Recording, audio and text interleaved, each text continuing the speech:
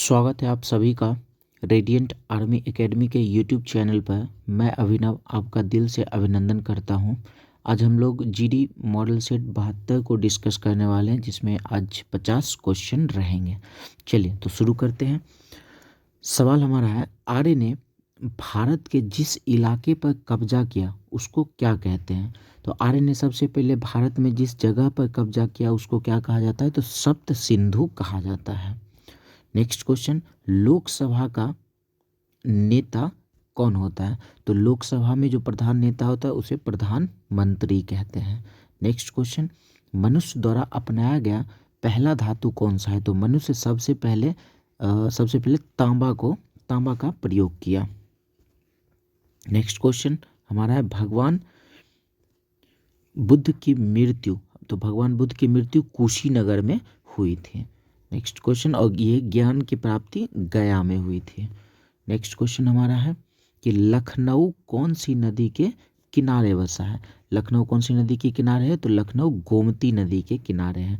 गोमती का पुराना नाम जो है ना वो गोमल है। गोमती का पुराना नाम गोमल है। नेक्स्ट क्वेश्चन, चीन की मुद्रा का नाम क्या है? तो चीन की मुद्रा का नाम जो है ना वो युआन है। चीन की मुद्रा का नाम युआन है, जो कि हमारे ऑप्शन में युआन कहीं नहीं है, तो ऑप्शन नंबर डी हो जाएगा हमारा उत्तर। नेक्स्ट क्वेश्चन है, निम्न में से कौन सा जानवर जो सबसे पहले अंतरिक्ष में भेजा गया? तो अंतरिक्ष में सबसे पहले एक कुतिया को भेजा गया, जो लाइका नाम की एक कुतिया थी, जिसको अंतरिक्ष में सबसे पहले भेजा गया। तो ऑप्शन के हिसाब से हमारा ए नंबर ऑप्शन हो जाएगा। नेक्स्ट क्वेश्चन, रिएक्टर स्केल से क्या मापा जाता है? तो रिएक्टर स्केल से भूकंप की तीव्रता को मापा जाता है। नेक्स्ट क्वेश्चन, दक्षिण भारत की कौन सी नदी को दक्षिण भारत की गंगा कहा जाता है? तो दक्षिण भारत की गंगा कहा जाता है, कावेरी को दक्षिण भारत की गंगा कहा जाता है। नेक्स्ट क्वेश्चन, भारत का सर्वोच्च सिविलियन पुरस्कार कौन सा है? तो भारत का सबसे बड़ा नागरिक पुरस्कार भारत रत्न है। नेक्स्ट क्वेश्चन है, कुल कितने महाद्वीप हैं? तो महाद्वीपों की कुल संख्या 7 है। नेक्स्ट क्वेश्चन है, निम्न में से कौन सा अंतरिक्ष यान सबसे पहले अंतरिक्ष में गया था? तो अंतरिक्ष में जाने वाला सबसे पहला यान कोलंबिया है। नेक्स्ट क्वेश्चन है हमारा, मुदुमलाई पुण्य स्थान कहाँ है? तो मुदुमलाई तमिलनाडु में पड़ता है, ऑप्शन नंबर सी हो जाएगा। नेक्स्ट क्वेश्चन हमारा है, डूरंड कप किस खेल से संबंधित है? तो डूरंड कप फुटबॉल से संबंधित है। नेक्स्ट क्वेश्चन, विक्टोरिया मेमोरियल कहाँ स्थित है? तो विक्टोरिया मेमोरियल कलकत्ता में स्थित है। नेक्स्ट क्वेश्चन है, सजीव पदार्थों का अध्ययन करने वाला विज्ञान क्या कहलाता है? तो सजीव पदार्थों का जो अध्ययन होता है उसे जीव विज्ञान कहा जाता है। नेक्स्ट क्वेश्चन हमारा है कि हाइड्रोजन का आइसोटॉप कौन सा है? तो हाइड्रोजन के 3 आइसोटॉप्स है, जिसमें एक है ड्यूटेरियम। नेक्स्ट क्वेश्चन है हमारा, बडिंग इस्ट क्या है? तो बडिंग इस्ट एक प्रकार का फफूंद है। नेक्स्ट क्वेश्चन है हमारा, कौन सी धातु पैकेट में नहीं रखी जा सकती है? तो ऑप्शन के हिसाब से सोडियम को नहीं रखी जा सकती है, क्योंकि सोडियम जो है ना वो वायु से रिएक्ट करके, वायु वाले ऑक्सीजन से रिएक्ट करके क्या होता है ना, तो वो जलने लगता है, इसीलिए सोडियम को पैकेट में नहीं रखा जा सकता है। नेक्स्ट क्वेश्चन हमारा है, दूध को दही में परिवर्तित कौन करता है? तो दूध को दही में परिवर्तित करने वाला जीवाणु है लैक्टोबैसिलस, ऑप्शन नंबर ए हो जाएगा। नेक्स्ट क्वेश्चन हमारा है, निम्न पदार्थों में से कौन सा पदार्थ विद्युत का सुचालक नहीं है? तो विद्युत का सुचालक नहीं हमसे पूछा गया, लकड़ी, platinum, steel, none of these. तो लकड़ी जो है ना ये विद्युत का सुचालक नहीं है, इससे विद्युत प्रवाह नहीं हो सकता है। नेक्स्ट क्वेश्चन, छोटी चेचक का कारण क्या है? तो चेचक जो है ना विषाणु वायरस के कारण होता है, तो ऑप्शन नंबर सी हो जाएगा। नेक्स्ट क्वेश्चन हमारा है, प्रोटॉन पर आवेश कौन सा है? तो प्रोटॉन पर धनात्मक आवेश होता है, इलेक्ट्रॉन पर ऋणात्मक आवेश होता है, जबकि न्यूट्रॉन पर उदासीन होता है। नेक्स्ट क्वेश्चन हमारा है कि पौधों में पाए जाने वाला जाइलम किसके लिए जिम्मेदार होता है? तो हम लोग जानते हैं कि जाइलम से जो है ना जल का परिवहन होता है, जबकि फ्लोएम से खाद्य का परिवहन होता है। तो ऑप्शन के हिसाब से जाइलम पानी के परिवहन के लिए होता है। नेक्स्ट क्वेश्चन हमारा है कौन सी धातु विद्युत चुंबक बनाने में प्रयुक्त होता है? विद्युत चुंबक बनाने में कच्चा लोहा का प्रयोग होता है। नेक्स्ट क्वेश्चन हमारा है कि ओम का लॉ क्या है, ओम का नियम क्या है? तो V बराबर IR ओम का नियम है। नेक्स्ट क्वेश्चन सूर्य ग्रहण कब होता है? तो हम जानते हैं सूर्य ग्रहण में क्या होता है ना कि सूर्य और पृथ्वी के बीच में चंद्रमा आ जाता है। तो इस हिसाब से हम लोग ऑप्शन को देख लेते हैं। जब चंद्रमा, बी नंबर ऑप्शन, जब चंद्रमा अपनी पूरी अवस्था में, नहीं ये नहीं होगा, जब चंद्रमा सूर्य और पृथ्वी के बीच से गुजरे। हाँ, तो ये हमारा ऑप्शन नंबर सी हो जाएगा कि चंद्रमा जब सूर्य और पृथ्वी के बीच में आता है तो सूर्य ग्रहण होता है। नेक्स्ट क्वेश्चन है बिजली के बल्ब को भरने के लिए नाइट्रोजन की जरूरत क्यों पड़ती है? तो बिजली के बल्ब में नाइट्रोजन भरा जाता है ताकि उसके जलन अवरोधन को रोका जा सके। नेक्स्ट क्वेश्चन है कौन सा रोग अनिवार्य लसीकरण की वजह से खत्म कर दिया गया है? ये एक थोड़ा सा जो है ना एक अजूबा सा क्वेश्चन था। इस क्वेश्चन को हम लोग छोड़ देते हैं क्योंकि विशेष रूप से समझ में ये क्वेश्चन नहीं आया था। चलिए नेक्स्ट क्वेश्चन में हम लोग आते हैं संतुलित आहार में क्या होता है? तो संतुलित आहार में प्रोटीन भी होते हैं, विटामिन भी होते हैं, कार्बोहाइड्रेट भी होते हैं, वसा भी होते हैं, खनिज भी होते हैं। हर तरह के भोजन संतुलित आहार में आते हैं। तो ऑप्शन के हिसाब से ये सभी हो जाएंगे। अब हमारा क्वेश्चन है कि लोहे पर जंग लगना उदाहरण, लोहे पर जंग लगना एक रासायनिक उदाहरण है। तो रासायनिक उदाहरण को हम लोग समझ सकते हैं कि जब रिएक्शन करने के बाद, अभिक्रिया करने के बाद एक नया पदार्थ बनता है तो रासायनिक परिवर्तन होता है। तो लोहे पर जंग लगना किसका उदाहरण है? तो रासायनिक परिवर्तन का उदाहरण है। नेक्स्ट क्वेश्चन हमारा मेटामॉर्फिज्म द्वारा कोयला किस रूप में बदल जाता है? तो मेटामॉर्फिज्म द्वारा कोयला हीरा में बदल जाता है। नेक्स्ट क्वेश्चन हमारा जब कोई गाड़ी चलती है तो वह छोड़ती है, जब कोई गाड़ी चलती है तो उससे क्या होता है ना, कार्बन मोनोऑक्साइड गैस निकलता है। ऑप्शन नंबर डी हो जाएगा। नेक्स्ट क्वेश्चन हमारा स्कर्वी किस विटामिन की कमी से होता है? तो स्कर्वी विटामिन सी की कमी से होता है। नेक्स्ट क्वेश्चन है सामान्य मनुष्य का रक्तचाप कितना होता है? तो 120/80 होता है। चलिए नेक्स्ट क्वेश्चन हमारा है मैथ्स का सवाल है। सवाल हमारा है एक चुनाव में अ, ब और 100 ने कुल मिलकर 200 मत प्राप्त किए। मतलब ये कह सकते हैं कि ए, बी और सी मिलकर जो है ना टोटल 2000 मत प्राप्त किए हैं। यदि अ और 100 ने मिलकर 1500, मतलब ए और सी मिलकर जो है ना ये 1500 मत प्राप्त किया। अब तीनों मिलाकर 2000 है, जिसमें से ए और सी मिलकर अगर 1500 मत प्राप्त किया है तो बाकी बचा 500 मत। तो ये बाकी बचा 500 मत कौन प्राप्त किया होगा?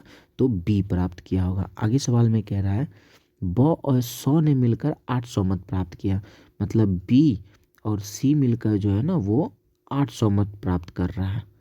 800 मत प्राप्त किया, जिसमें से हम जान रहे हैं बी और सी मिलकर 800 मत प्राप्त किया, जिसमें से इस बी जो है ना ये तो अकेले 500 मत प्राप्त कर रखा है, तो बाकी का बचा 300। बाकी का बचा 300 कौन प्राप्त किया होगा? तो सी प्राप्त किया होगा, मतलब 100। तो हमसे सवाल ये पूछा गया है कि 100 द्वारा मतों की संख्या कितनी है? तो 100 द्वारा 300 मत प्राप्त किए गए। ऑप्शन नंबर सी हो जाएगा। चलिए नेक्स्ट क्वेश्चन में आते हैं। हमारा सवाल है x गुना x पर पावर 3 बटे x पावर 6। अच्छा, ये हमारा सवाल है x पर पावर 3 गुना x पर पावर 3 बटे x पर पावर 6। अब x पावर 3 यहाँ भी है, x पावर 3 यहाँ है, आधार समान है और ये गुना में है तो पावर जुट जाता है। तो 3 और 3 हो जाएगा 6। ऊपर भी x पावर 6 हो गया, नीचे भी x पावर 6 हो गया, कट करके आ जाएगा 1। ऑप्शन नंबर ए हो जाएगा। नेक्स्ट क्वेश्चन है हमारा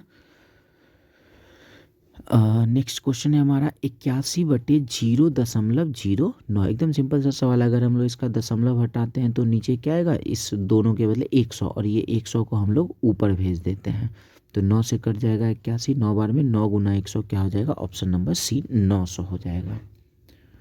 चलिए नेक्स्ट क्वेश्चन में आते हैं। एकदम आसान सा सवाल है। 2 + 2 × 2, तो सबसे पहले गुना का काम करते हैं। 2 × 2 हो जाएगा 4, और प्लस 2 जोड़ देते हैं, क्या हो जाएगा 6, ऑप्शन नंबर सी हो जाएगा। चलिए नेक्स्ट क्वेश्चन हमारा है। एक शहर की जनसंख्या 4% वार्षिक दर से बढ़ रही है तथा उसकी वर्तमान जनसंख्या 17,576 है, तो 3 वर्ष पूर्व उस शहर की जनसंख्या कितनी थी। हमसे क्या है ना, 3 साल पहले की जनसंख्या पूछा गया है। एक काम करते हैं, 3 साल पहले की जनसंख्या हमें पता नहीं है, एक्स मान लेते हैं। अब वहाँ से जनसंख्या बढ़ाना शुरू करते हैं। 4% बढ़ा तो 104% हो जाएगा। फिर अगले साल 4% बढ़ा तो फिर 104% हो जाएगा। फिर अगले साल 4% बढ़ गया तो 104% हो जाएगा। अब हम लोग इस 3 साल के बाद वर्तमान में पहुंच गए, और वर्तमान में जनसंख्या है 17,576 है। अब हम लोग इसको सॉल्व कर लेते हैं। तो 2 से ने 4 से काट लेते हैं इसको 25 बार में, और 4 से कट जाएगा ये 26 बार में। फिर इसी तरीके से ये 4 से 26 बार में, ये 4 से 25 बार में, ये भी 26 बार में, और ये 25 बार में। तो ये 26 गुना 26 गुना 26 जो है ना 17,576 होता है। तो ये बराबर में ऊपर ऊपर इसको काट लेते हैं, तो बच क्या जाएगा 25 गुना 25 गुना 25, तो 25 गुना 25 गुना 25 15,625 हो जाता है। तो हमारा उत्तर हो जाएगा 15,625, ऑप्शन नंबर ए हो जाएगा। चलिए नेक्स्ट क्वेश्चन में आते हैं। अब हमारा सवाल है कि यदि किसी द्विघात समीकरण के मूल का योग 6 है, मूल का योग मतलब अल्फा प्लस बीटा जो है ना ये 6 है, और गुणनफल जो है वो 16 है, मतलब अल्फा इंटू बीटा जो है वो 16 है। तो हमसे पूछ रहा है इसका द्विघात समीकरण कौन सा है। तो हमें ये जानना होगा कि अल्फा प्लस बीटा मूलों का योग जो होता है ना वो -b/a होता है, और मूलों का जो गुणनफल होता है वो c/a होता है। अब तीनों ऑप्शन से जाके देखते हैं, -b/a करने पर कहाँ 6 मिलेगा। तो इस वाले ऑप्शन में देखें तो -b/a करते हैं, -b/a, तो माइनस, और पहले से -6 है, और बटे में a की जगह यहाँ पर कुछ नहीं है, तो हम x² के साथ तो कुछ नहीं है, रखना पड़ेगा 1, तो माइनस माइनस मिलकर हो गया प्लस। 6/1 का मतलब हो जाएगा 6, ये तो मिल रहा है। अल्फा इंटू बीटा देखते हैं, 16 मिलता है, तो अल्फा इंटू बीटा होता है c/, सी की जगह हम लोग क्या यूज़ करेंगे -16, और बटे में क्या हो जाएगा 1, तो -16/1 क्या हो जाएगा -16, जबकि होना चाहिए था कितना 16। इस हिसाब से तो पहला ऑप्शन तो हो नहीं रहा है। इसी तरीके से हम लोग बाकी ऑप्शन को भी चेक करेंगे। तो अब बिना लिखे हम लोग चेक करते हैं। Alpha plus beta alpha plus beta 6 होना चाहिए, तो इस ऑप्शन में भी तो नहीं होगा, क्योंकि अल्फा प्लस बीटा -b/a होता है, तो -6/, ये तो होगा नहीं। इसको अगर चेक करें तो माइनस, हाँ इस हिसाब इसमें क्या होगा ना, अल्फा प्लस बीटा -b/a पर रखेंगे तो 6 आ जाएगा, और c/a पर रखेंगे तो 16 आ जाएगा। इस हिसाब से हमारा ऑप्शन नंबर सी हो जाएगा। तो ध्यान यही रखना, ओवरऑल ये है ना कि इस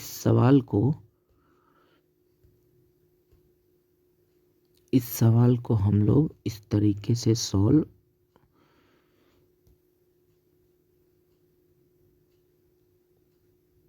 करते हैं। ध्यान ये रखना है ना कि मूलों का जो योग होता है अल्फ़ा प्लस जो बीटा होता है, अल्फ़ा प्लस बीटा हो जाता है -b/a, और साथ ही साथ अल्फ़ा इंटू बीटा हो जाता है c/a हो जाता है। इस फॉर्मूला का यूज़ करके हम लोग इस क्वेश्चन को सॉल्व कर लिए। चलिए नेक्स्ट क्वेश्चन में आते हैं। हमारा सवाल है, बिल्कुल आसान सा सवाल है। 3x + 17 = 32, तो x का मान पूछा। इस +17 को इधर लेके आएंगे तो -17 हो जाएगा। 32 में से 17 माइनस कर लेते हैं तो क्या मिल जाएगा 15। तो 3x = 15, तो x का मान क्या हो जाएगा, 3 से 15 कट जाएगा 5 बार में, x का मान आ गया 5, ऑप्शन नंबर ए हो जाएगा। चलिए नेक्स्ट क्वेश्चन में आते हैं। हमारा सवाल है 24 मीटर लंबे और 16 मीटर चौड़े एक आयताकार लॉन के चारों ओर 2 मीटर चौड़ा पथ बना हुआ है। तो पथ का क्षेत्रफल, रास्ते का क्षेत्रफल पूछ रहा है। और आयताकार पार्क है, उसके बाहर से जो है ना इसमें लिखा हुआ नहीं है कि बना हुआ है बाहर से, तो लिखा हुआ नहीं तो ये हमें समझना पड़ेगा कि आयताकार पार्क के बाहर बना हुआ है। तो रास्ते का क्षेत्रफल क्या होता है, 2x into L plus B. अगर बाहर रास्ते का क्षेत्रफल निकालें तो +2x, अगर अंदर रास्ता होता तो सिर्फ या -2x करना होता। x क्या है, तो रास्ते की चौड़ाई है जो हमें 2 मीटर दे रखा है। तो रख लेते हैं यहाँ पर सारा वैल्यू। तो x की जगह 2 रखते हैं, 2 गुना 2 हो जाएगा 4। फिर एल की जगह 24 और बी की जगह 16, तो 16 और 24 हो जाएगा 40। और फिर ये 2 गुना 2 हो जाएगा 4, 40 और 4 44। अब इसको गुना कर लेते हैं, 4 चौके 16, 16 और 1 17, 176।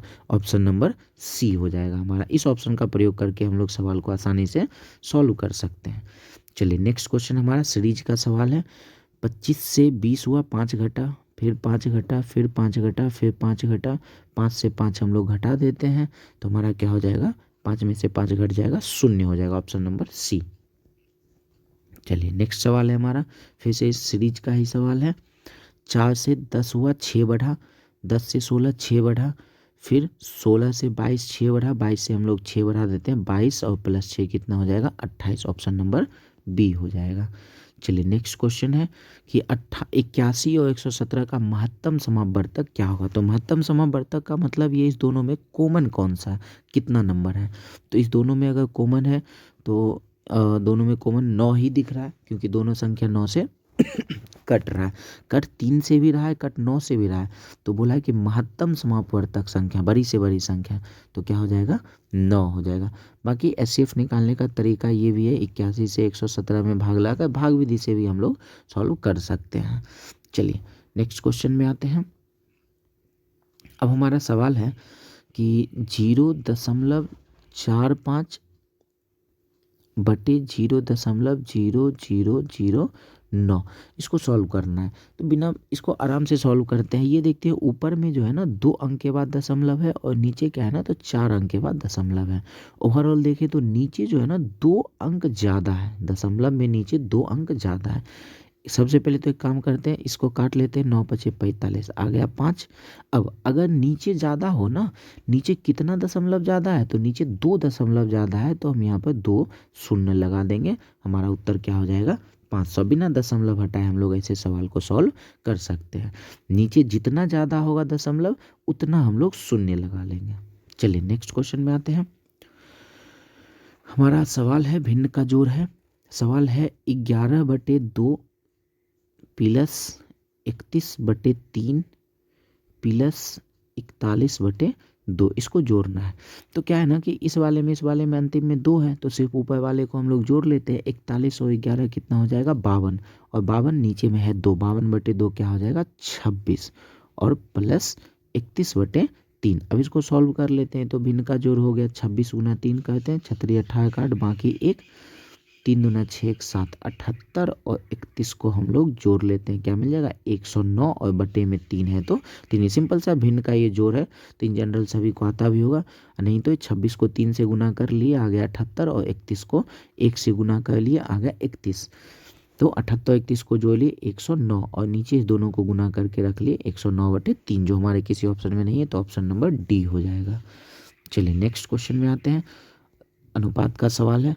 हमारा सवाल है ए अनुपात बी दे रखा है 3:4, उसके बाद बी अनुपात सी दे रखा है 6:5। यहाँ से क्या करते हैं ना, ए बी सी निकाल लेते हैं। ए बी सी क्या होगा, इस दोनों को गुना करते हैं 18, फिर इस दोनों को गुना करते हैं 6 चौके 24, फिर ये बाहर गुना कर लेते हैं 5 चौके 20। ये कट रहा है 2 से 9 बार में, 2 से 12 बार में, 2 से 10 बार में। हमसे पूछा क्या है, ए अनुपात बी प्लस सी। तो ए का मान है 9, और बी प्लस सी, इस दोनों को जोड़ लेते हैं 12 और 10 22, तो 9:22, 9/22, ऑप्शन नंबर ए हो जाएगा। चलिए नेक्स्ट क्वेश्चन, आखिरी हमारा सवाल है। हमारा सवाल है दो संख्याओं का योग 65 है, उसका अनुपात 6:7 है। तो संख्या, अच्छा एक संख्या मान लेते हैं 6, दूसरा संख्या मान लेते हैं 7 है, दोनों मिलाकर कितना हो गया, 7 6 13। यहाँ से तो 13 हुआ, लेकिन सवाल में बोल रहा है 65 है योग। तो 13 बराबर 65 के, तो 1 किसके बराबर 5 के।